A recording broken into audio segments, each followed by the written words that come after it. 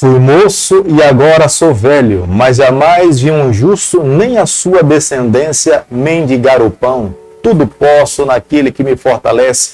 Os anjos do Senhor se acampam ao redor daqueles que o temem e os livra. Muito bom dia, com a bênção, com a graça de Deus, na companhia dos anjos do Senhor, do Espírito Santo. Nós começamos mais um dia. Queremos nos submeter à sua vontade, nos debruçamos nos pés do nosso Criador e queremos clamar pela bênção, pela proteção e pelo cuidado dele sobre nós em todo e qualquer momento.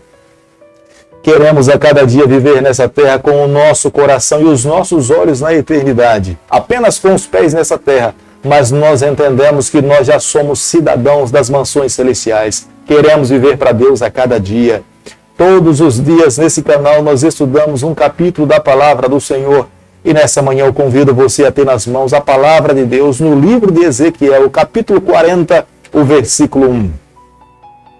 No ano 25º do nosso exílio, no princípio do ano, no 10º dia do mês, 14 anos após ter caído a cidade, nesse mesmo dia veio sobre mim a mão do Senhor e ele me levou para lá. Nós precisamos abrir os nossos olhos para uma grande verdade. A Bíblia está repleta de profecias. Muitas delas são condicionais.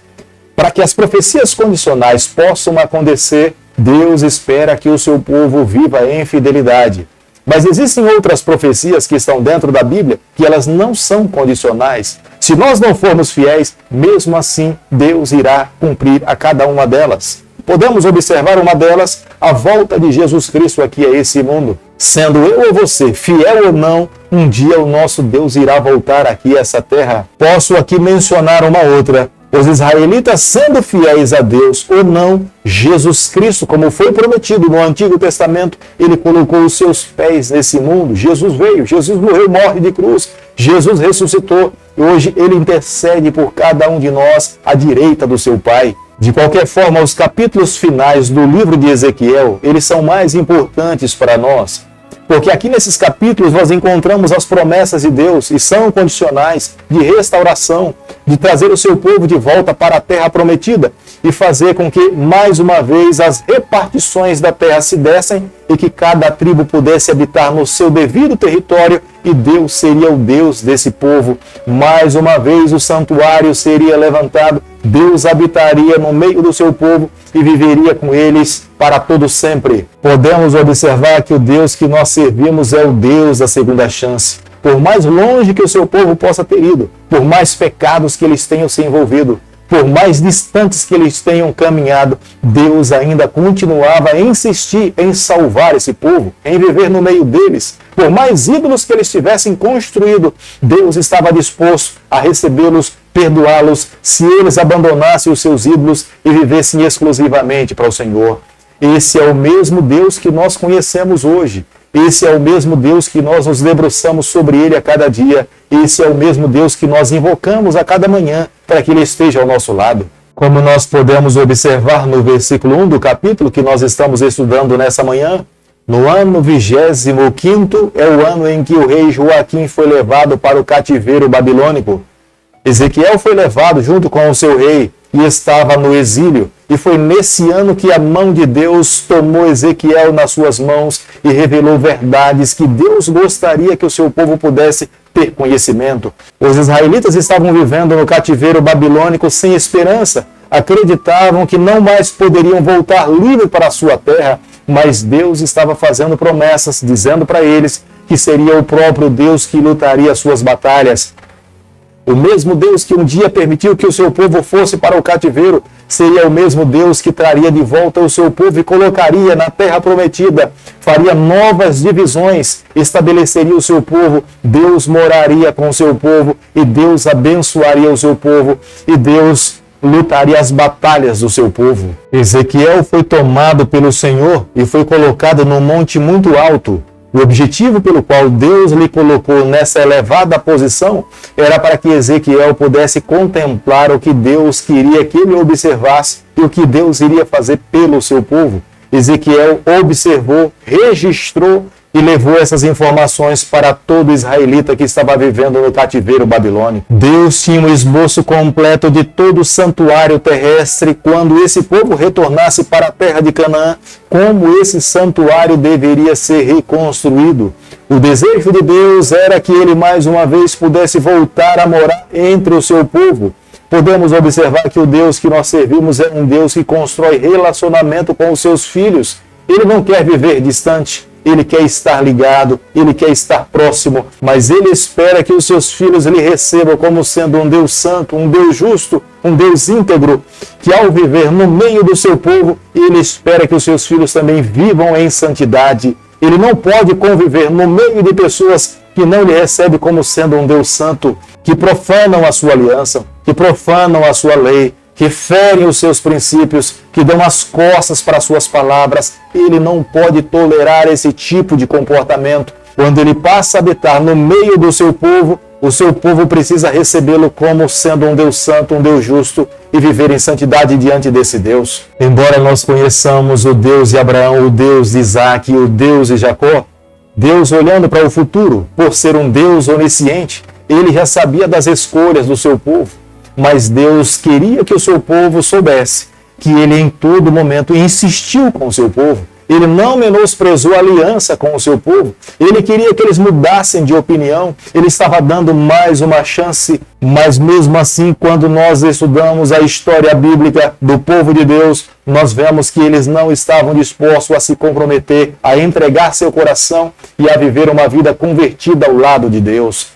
Foi a razão pela qual essa profecia não se cumpriu. Muitos israelitas nesse período, quando ouviram as palavras do profeta Ezequiel, eles se desanimaram, eles descreram na profecia de Deus, eles estavam esperando uma reconstrução da sua cidade, das suas casas, num período muito curto. Como Deus estava dizendo que seria um período depois de 70 anos, muitos descreram, muitos desanimaram, muitos perderam a fé e passaram a viver exclusivamente para essa terra. Deixaram de sonhar na terra futura que Deus estava prometendo para eles e para a sua descendência. Quando Deus estava fazendo as suas promessas para o seu povo, ele deixou muito claro, e era isso que ele queria que o seu povo entendesse. O centro da adoração para todo israelita seria o templo. Deus moraria ali dentro, Deus estaria ali. Todo israelita que tornasse para Canaã deveria entender: em Jerusalém estaria a moradia do seu Deus, Deus estaria no meio do seu povo. Nenhum judeu, nenhum estrangeiro que estivesse em Jerusalém ou em Judá, no território sagrado do Senhor, poderia levantar um alto ou adorar uma imagem que fosse feita por mãos humanas. O lugar central para adoração exclusiva deveria ser o templo de Deus em Jerusalém. Se eles fossem fiéis a essa aliança, Deus os fortaleceria, Deus os abençoaria. Nenhuma outra nação nessa terra teria poder ou força para vencer o povo do Senhor. Sendo que todos os outros sacerdotes tinham se envolvido em adoração profana a deuses construídos por mãos humanas, Deus agora estava construindo uma nova linhagem de sacerdotes. Somente aqueles que descendessem de Zadok é que poderiam ser sacerdotes. Não podemos nos esquecer em momento algum, o Deus que nós servimos é um Deus santo, é um Deus justo, é um Deus íntegro.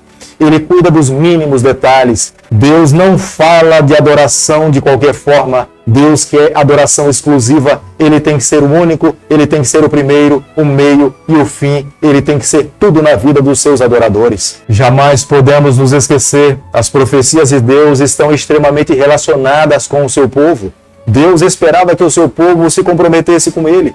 Deus queria salvar o mundo inteiro. Deus queria que o seu povo representasse o seu nome. Se eles vivessem as verdades do Senhor, Deus teria alcançado os seus objetivos, porque Deus jamais falha nos seus planos. Mas quem na verdade falhou foi o seu povo, foi a nação de Israel. Foram os judeus que menosprezaram em viver em fidelidade a Deus. Construindo outros deuses, jamais as outras nações poderiam reconhecer o Deus Criador de todas as coisas como sendo soberano. Deus jamais conseguiria alcançar os seus objetivos. É a razão pela qual os judeus, os israelitas, jamais conseguiram receber todas as bênçãos que Deus gostaria de derramar sobre o seu povo. Nós não vivemos num contexto diferente.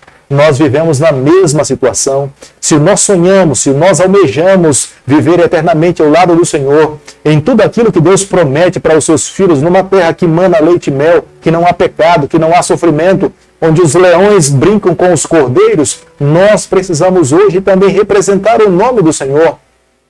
Nós precisamos permitir que Ele transforme o nosso coração. Nós precisamos viver uma vida no Espírito. Nós precisamos, de fato, nos submeter à vontade de Deus. Aqueles que aceitam essas verdades vindas do céu serão transformados e viverão para sempre e receberão as bênçãos do Senhor. Mas aqueles que menosprezam e que se envolvem com os deuses desse mundo serão deixados para trás, ficarão nessa terra, serão destruídos no grande desfecho final, da batalha final do Senhor, no Armagedon, contra Gog e contra Magog. Mas aqueles que amam a Deus, aqueles que se submetem a Deus, terão a bênção de Deus e viverão com o Senhor para todo sempre. Querido Pai, nós queremos hoje fazer as nossas escolhas. Queremos viver exclusivamente para Ti. Toma o nosso coração, perdoa os nossos pecados, nos dê a graça de vivermos exclusivamente para Ti. É o que nós te pedimos, é o que nós te agradecemos e fazemos em nome de Jesus. Que o Senhor te abençoe e te guarde. Que Ele faça resplandecer o seu rosto sobre você. Que Ele tenha misericórdia de você. Que sobre você nessa manhã Ele levante seu rosto e conceda a sua paz em nome de Jesus. Amém.